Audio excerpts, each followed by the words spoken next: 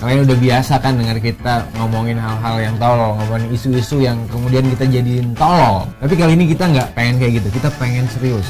Walaupun muka kita ada serius-seriusnya. Kali ini kita akan bahas tentang penyelenggara sistem elektronik atau PSE yang lagi viral beberapa hari kemarin. Saking ramainya, kita memutuskan untuk membahas PSE doang dalam Koplak edisi ini. Khusus untuk siapa? Untuk Kementerian Informasi dan Informatika. Benar kan? Kementerian Komunikasi dan Informatika maksud gue.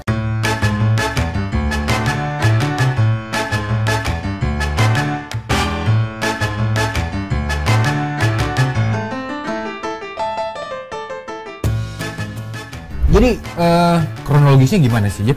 Awal cerita sampai action untuk pemblokiran itu gimana ceritanya? Bisa Bapak ceritakan dulu nggak sih sedikit? Jadi Matt, nggak ada asap kalau nggak ada api. Ya. Bener nggak? Nggak ada asap dan api kalau nggak ada rokok. Kalau nggak ada yang bakar korek. Iya. Kalau nggak ada bawa-bawa bakar sampah tuh biasanya. Iya. Kan?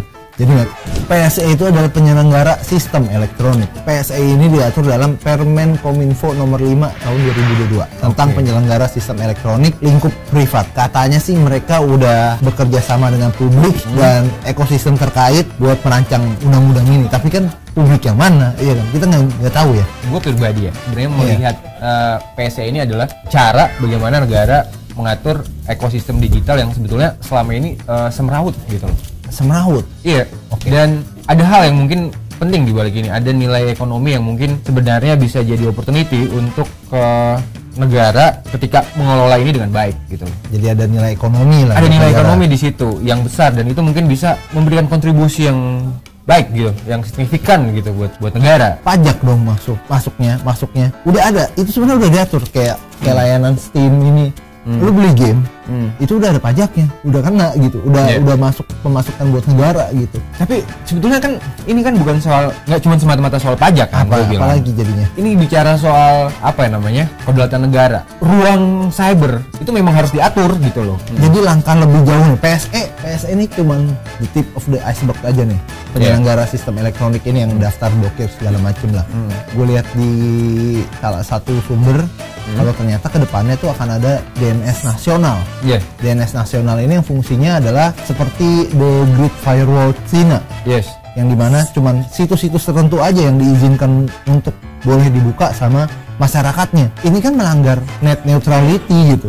Yang bahwa semua orang berhak untuk mengakses jaringan internet gitu. Kan namanya WWW, World Wide Web, jaringan yang luas dunia gitu. Bukan wassalamualaikum warahmatullahi wabarakatuh. Bukan gitu. Jangan begitu. Jangan dibikin koplak lagi, ntar jadi ini lagi. Dan ini mengerikan gitu. Kalau untuk kali Indonesia lagi, dan ini mengerikan gitu. Udah banyak yang menentang, kayak Aliansi Jurnalisme Indonesia tuh udah bikin konferensi pers kalau menentang kebijakan Kominfo ini. Dan ini menurut gua melanggar hak asasi manusia untuk bisa mendapatkan informasi dengan bebas dari mana aja tanpa ada halangan gitu. Menurut gua nggak ada hubungannya sih dengan kenapa hak lo mendapatkan informasi gitu loh.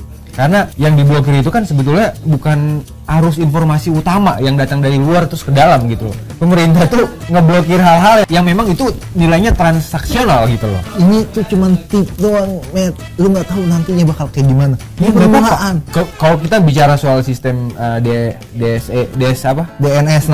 nasional, ya menurut gua kita harus punya sistem itu gitu loh. Kita harus punya benteng digital untuk ngebatasin arus informasi cyber war yang dari luar. Apa yang dilakukan sekarang Indonesia itu adalah bagian juga dari perlindungan terhadap data pribadi kita gitu loh.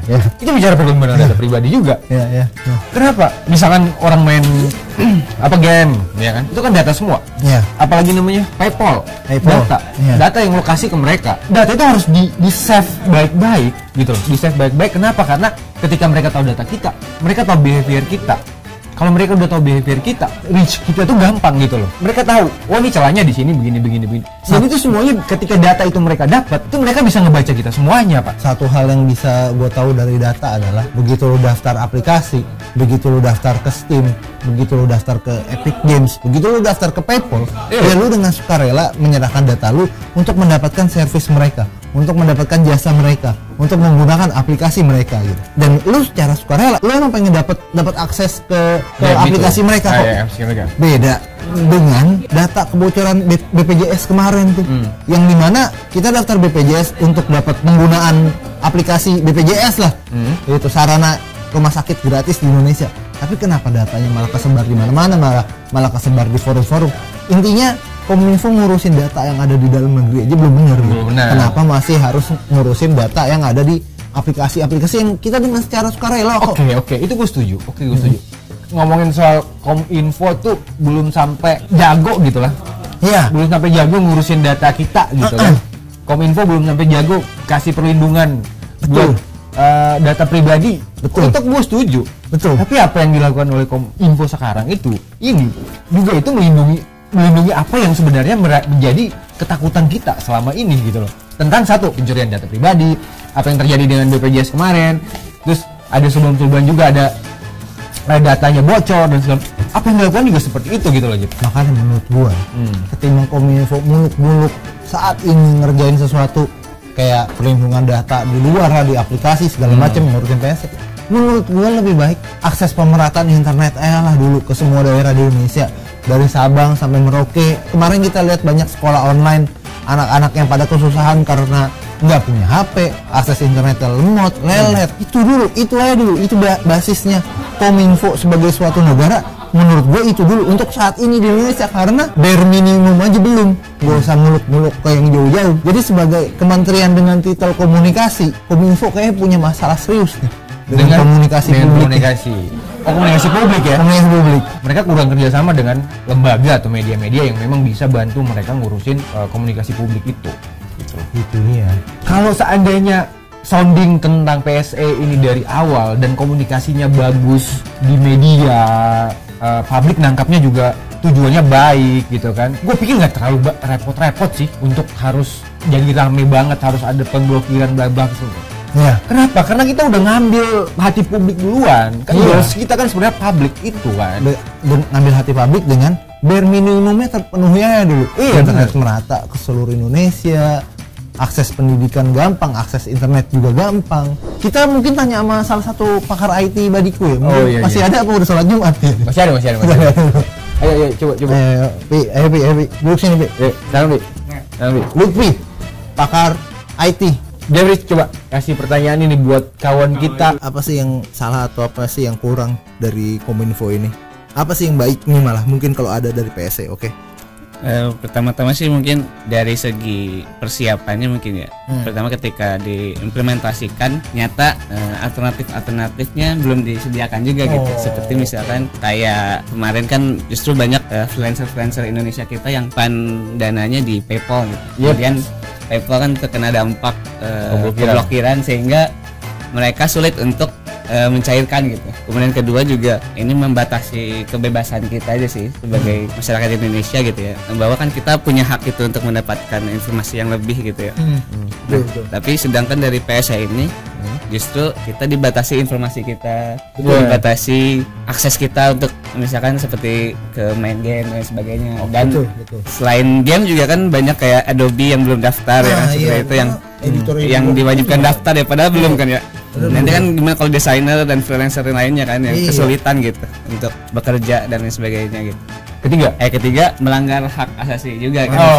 HAM itu sih ya. Karena ditambah saya baca-baca juga kan ternyata emang platform-platform yang daftar ke Kominfo itu informasinya bisa dilacak, itu bisa dibaca oleh mereka ya. Sehingga itu juga melanggar privasi kita sebagai warga negara lah. Betul.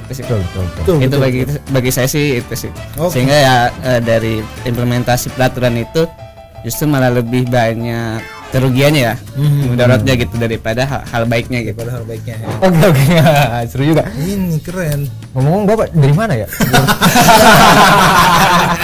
Oke. Terima kasih. Thank you. Sampai jumpa nanti di Koplak kalau nanti kita ada lagi ya. Siap. Jadi ternyata pengamat IT yang diundang ke Koplak hari ini ternyata sudah kong kali kong sama kawan gue ini. Enggak lah. Ternyata lu mendukung kawan gue. Gue nggak terima itu. Yaudah. Sampai jumpa di Koplak berikutnya. Dadah.